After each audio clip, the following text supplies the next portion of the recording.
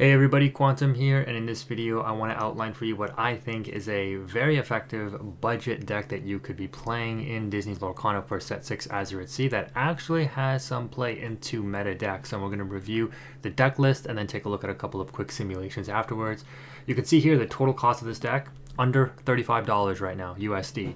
It is a Sapphire Steel deck, obviously, primarily steel with a couple of Sapphire cards. Very accessible with 12 uninkables and 48 inkable cards for a total of 60, and a good diverse of card types here. On the curve, we're quite saturated in 2, but obviously 1, 2, and 3 are where we play most of our cards here, and then we kind of taper off as we get to capping out at the 7 cost mark.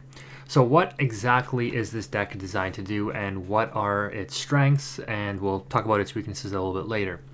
Well, when I built this deck, I really wanted to have play into the Amethyst and the Emerald decks, and then of course the main, I guess you could say, aggro threat in the format, which is Artabax's Emerald Amethyst. That deck is running rampant right now, and we know that Steel, Amethyst Steel, Sapphire Steel, etc., is a good check to those aggro decks, right? Amber Steel, of course, being another one.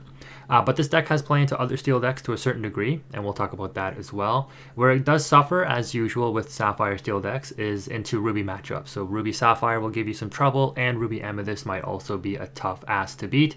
But you do have Peats in order to help mitigate some of the more powerful removal, like Be Prepared, that those decks might play. So let's go ahead and break down the deck real quick for you here. So in the 1-drop slot, we have no characters, which you could argue you could opt to play a couple of 1-drop characters. What you would play for a budget option, hard to say, because you'll see what we end up playing later. Like, we are sort of hero focused. You would ideally want to play a hero, but you're not going to play things like Robin Hood because that's not really budget friendly. So Captain Hook comes to mind, but for 1-drops, we're just on 3 Fire the Cannons and 8 Popsicles, or 4 Popsicle, 4 Fortisphere.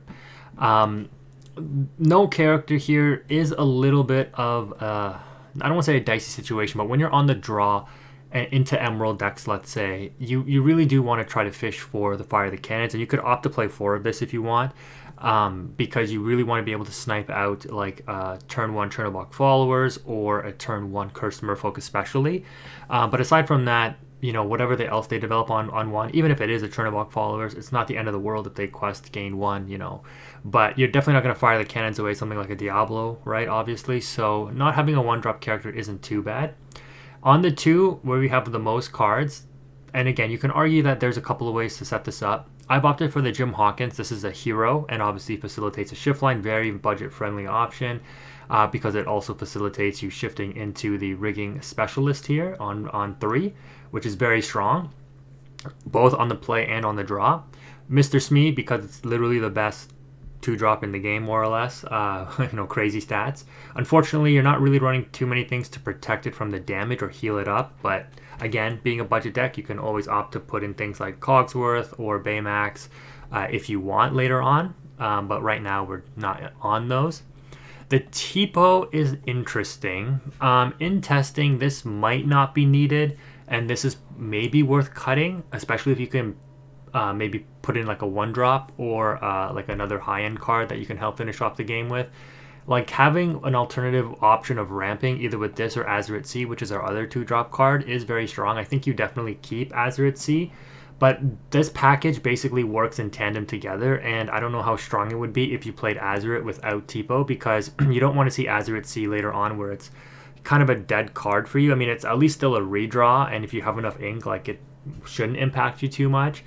But the purpose of playing this critical mass, of 8 ramping cards on 2 is that you see either Tipo and or Azurite C, and you're able to ramp on turn 2 to gain back an advantage when you're on the draw, let's say. You don't necessarily need to be playing these when you're on the play, because the deck can more or less function well enough when you're on the play, but being able to claw back that extra ink, drop a turn 3 Hiram, right, or develop a Scrooge McDuck, which we'll talk about the 2 here in just a second, is pretty strong. So you have some flexibility here. I think it's still worth playing, but overall I think you could opt to cut this if you wanted to. I just not sure how good it would be just running 1 random ramp card. In that case, I'd probably just cut the ramp altogether. So there's that. On 3, I was testing the Tadashi, but the card was just way too weak on the draw, And then you'd always end up inking it with Tipo, which means it's a dead card in your hand unless you see the Tipo, because you need to be more reactive. And Hercules fits this mold very well for a couple of reasons. One, it's a hero. It's a 3/3 body, so it trades with Mim Fox. It's a bodyguard, so it actually can help protect some of your board when it's damaged. Protect things like your Gontu, which is actually super important because Gontu gets traded out by things like the White Rose, which is actually really bad for you, but at least you quested for 4 in the meantime. But if you can protect the Gontu from a White Rose trade or a Goat trade, that's really strong. So Hercules being 3/3, really, really relevant. Inkable hero, so it works with... I missed another 2-drop card that we were playing, which is 4 of the Imperial Bow. Synergizes with the Imperial Bow to make it 5 strength, which helps it gets over Elsa's, the 5th Spirits, and Genies. And, I tried a number of different cards, and I'm like, nothing works better than the Imperial Bow to out these evasive threats, because we are in a Genie meta and an Amethyst meta, more or less, with Elsa's running around everywhere. And if you need to trade out the Elsa, the Hercules can help you do that. So this just seemed to be the best option in testing. I was trying other things, like I said, and nothing was as strong as the Hercules. So I opted to keep Hercules here. I was running 4 Petes. I've cut it down to 3 because, again, into certain aggro matchups, Pete doesn't really do much, but into Ruby decks, into Amber Steel Song, etc., Pete is a monster, and you definitely want to play him very strategically. So having him in your back pocket is really good.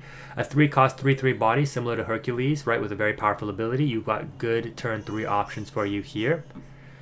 On 4, we've got Hiram, of course. Not too expensive these days, just a couple of bucks for a non-foil, which is always great. And you play 12 items. You're just looking to sift through as many draws as possible, right? And one of the strongest assets that Sapphire Steel has is the fact that it has the ability to play Fortisphere and Popsicle, so you're redrawing 8 times with these items, plus their additional draw 2s with Hiram. And that's a strategy that no other deck can implement, right? If Ruby ever gets a redraw 1-drop item, then it's a different story. But right now, yeah, this is one of the reasons why Sapphire Steel is so strong. Next up, I've tried with 3 and even 4 Scrooge McDuck. I only tried 4 for 1 match. It wasn't very good. I tried 3 and it was still kind of clunky. I think 2 is a good option. This card is good on 4, but it's not as good as the Gontu. Just because the 5/5 body isn't as relevant as you would think it would be coming down on 4, in my opinion. And honestly, I think you'd rather just run or drop Hiram in most scenarios over the Scrooge McDuck. If you don't have Hiram, though, of course, especially if you're able to ramp, if you're on the play and you're able to ramp to drop this on turn 3, it's crazy good. But that's really the only scenario where Scrooge McDuck really excelled. Otherwise, I'm hoping to drop the Gontu instead. So Scrooge McDuck in there as a 2 of. You could argue to cut him, but I think he does still have some merit because, on the play, even on the draw, he's still pretty decent. And the fact that he can trade, and he's a hero too, right? I forgot to point that out. I did actually use him to take out an Elsa for some reason, just because I didn't want to risk them crabbing their Elsa because it was the only card left to take out another threat or something. But yeah, he's a hero, so it's good enough to play. I think 2 up. It is uninkable, so it does hurt you, but you're only on 12. Next up, Gontu. I think this card fits very well in this deck. It's cheap, and it's very, very oppressive. When you drop this thing, if it's able to quest for 1, you can make up the difference from being behind for the first 3 turns. You can just take an insurmountable advantage if you're on a kind of a level playing field. And if you're on the play, developing this card first and early, especially if you're able to ramp and drop this a turn early, is just really, really strong. The Jim Hawkins, we've already talked about this. The Shift 3 is very good in this deck. The fact that the Challenger 2 carries over from the 2-drop Jim Hawkins into this one, plus the fact that he's a hero.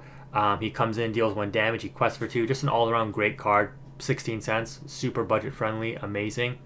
And this is also one of the key reasons why Hercules worked really well in this deck, because I was looking for another shift target, because even though this deck was kind of geared to beat Emerald Amethyst, I was still struggling against Emerald Amethyst. And I was like, I think I just need to play Grab Your Source. The card just has too much value, taking out bonsais and stuff like that when they're readied up, and I just needed more answers rather than just fire the cannons.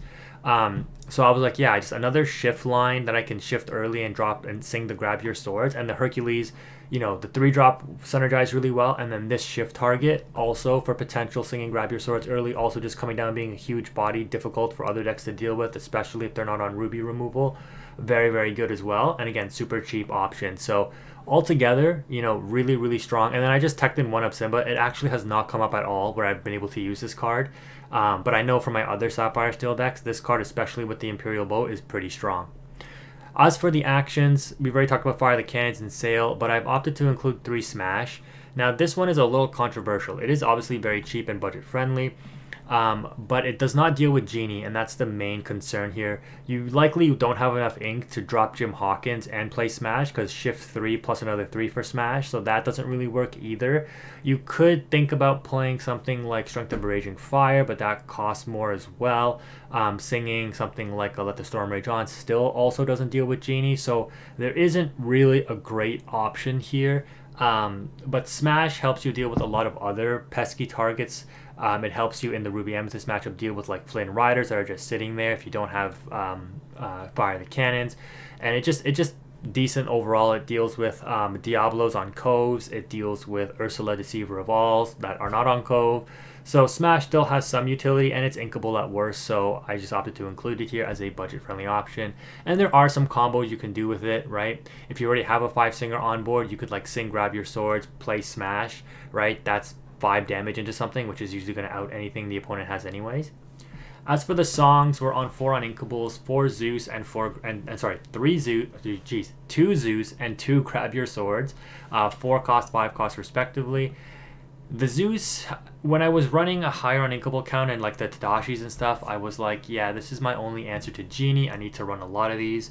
But the card is a little awkward. It's nice that you can sing it with Scrooge or Hiram, but obviously you don't really want to sing it with these cards. You'd rather quest with the Scrooge. You'd rather quest with the Hiram and get the item draw. Of course, if you don't have the item, singing with Hiram is very good then.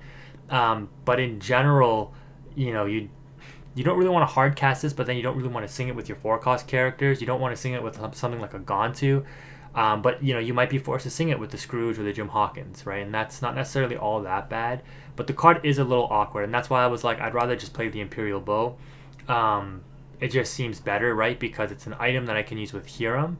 But instead of singing with Jim Hawkins, why don't I just play the inkable card that I could just use the Jim Hawkins with to take out the Genie? Yes, it means the Genie does have to be exerted, which means it probably quested for 2 already, instead of me sniping it with the Zeus before it's able to do that.